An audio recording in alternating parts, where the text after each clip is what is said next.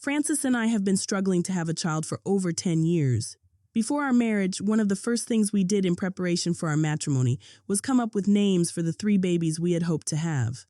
We already had everything figured out, but we never knew the journey was going to be a tough one. 3 years after our marriage, we both became frustrated. It was obvious that Francis had lost any interest in me, and that made me disappointed in him. He promised for better or worse, but now he was making me feel he only got married to me just to have babies for him. What made the situation worse was Francis's mother's attitude towards me totally changed. One time, she came to visit when I was ill, but she didn't show any concern. I got out of my sickbed and went to the kitchen to prepare something for her, but she refused to eat. She made it clear to me that that wasn't the reason for her visit. Then she told me to take a seat. I was curious as to the reason why she'd reject the food it took me hours to prepare just to talk. What could be more important? I took my seat looking at the faces of my husband and his mother. I knew whatever she had to say wasn't going to be pleasant. I need a grandchild, and since you haven't been able to give me one, I can't keep waiting on you. My son is going to take another wife. I couldn't believe my ears. I looked at Francis for support and defense, but he just sat there, quiet, as if I wasn't his wife. Mama, it's not like that. I've been to the doctor countless times and he's always asking me to bring Francis with me, so a few tests could be run on him to make sure he's okay as well. But Francis has constantly refused to come with me. My son is fine. He doesn't need to see any doctor. If there's a problem, then it's from you. I was losing it already. I kept staring at Francis, but he acted like he wasn't in the room. She got up and told me her stay here was over and she's giving me a year to provide her with a grandchild. Or else Francis is getting remarried and I'm leaving the house. With that, she left. I just kept staring at Francis with tears in my eyes. He couldn't even be man enough to look me in the eye. And then he took his keys and left too.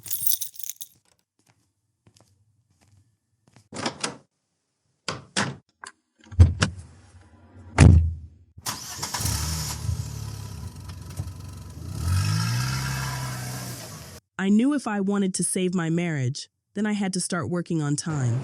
So I rushed to the mall and bought me a new set of lingerie with scented candles.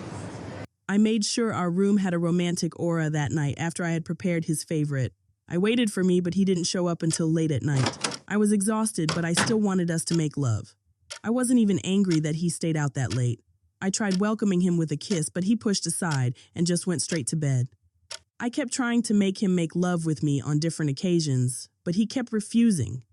And when he'd agree, it wouldn't last up to a minute. At this point, I wasn't looking for satisfaction. I just wanted a baby. 6 months passed and nothing happened, so I made up my mind to do something that later destroyed my marriage. There was this guy at work named Collins. Collins was a nice guy. He knew something was wrong with me, even when I didn't say anything to him. I was lagging at submitting daily reports and other office duties because I would always show up at work late. I wasn't even performing above average. But Collins would cover up for me all the time, and when I'd arrive, he'll say things like, I know you've been battling with some issues lately, and I understand how difficult it is for someone to feel lost and all alone. If you ever need anyone to talk to, I'll always be here for you. That was the moment I realized I never got to hear those words from my husband. Then I broke down in tears and he held me so warmly, and I felt safe in his embrace. I went home that night and I couldn't stop thinking about that encounter, that tender touch. And I was suddenly in the mood for some cuddling. I looked at the time, and again, Francis wasn't home. Even if he came back, I wasn't certain he was going to make love to me, so I thought to myself, if he could keep late nights without any apologies, why couldn't I? And then I got dressed and stepped out.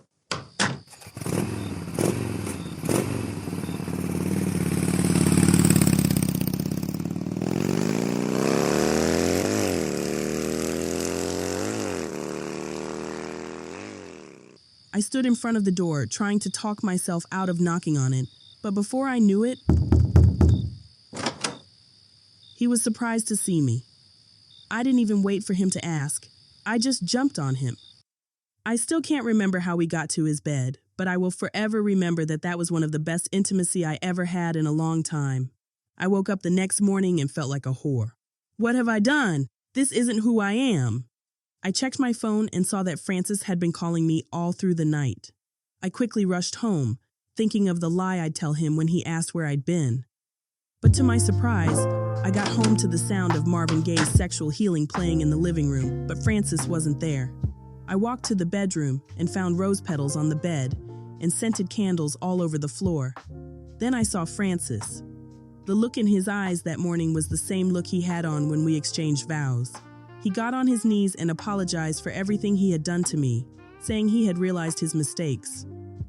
I was happy, but I was also sad at the same time. Why now? Why didn't he apologize before he pushed me to commit adultery?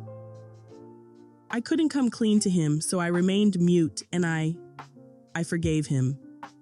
That morning, we made sweet love. It was more memorable than that of our wedding night. I didn't even remember I just had sex a few hours ago with a man who wasn't my husband. From that day, I vowed to remain a faithful wife and tried to block every memory of that night. And it worked. Until I got pregnant. My husband was so excited that he bought me a car for getting pregnant. My mother-in-law totally changed towards me. She began to call me her daughter. Everything was going fine, and I loved the feeling, but deep down, I wasn't sure who the pregnancy belonged to. Was it Francis's or Colin's? I couldn't tell. But I didn't want to know whose it truly was, because if it wasn't for my husband, then I wouldn't be able to live with myself. When I got to my third trimester, I started having some complications, and I was always at the hospital. The doctor finally told us I would only be able to give birth through CS, and if I chose to go the natural route, I wouldn't survive it. We prepared, and the day finally came. I was taken into the theater where I passed out. After a couple of hours, I woke up to find a beautiful baby girl by my side. After all my struggles, finally, I was a mother. Mrs. Gloria. I turned to find the doctor standing by the other side. He looked worried. I asked if everything was okay with me and the baby. Your husband was already in to see you and the baby, but you were still asleep. He just left to bring his mother from the airport. And I'd like to use this opportunity to break the news to you. It's left for you to tell your husband if you want to. News? What news? You're HIV positive. You and the baby. I totally went blank. My whole world collapsed. HIV? From where? My husband and I did the test before our marriage, and we were both clean. He has never cheated on my... Wait a minute. Collins. I looked at my baby one more time. She looked more like my colleague than my husband. What have I done to my marriage?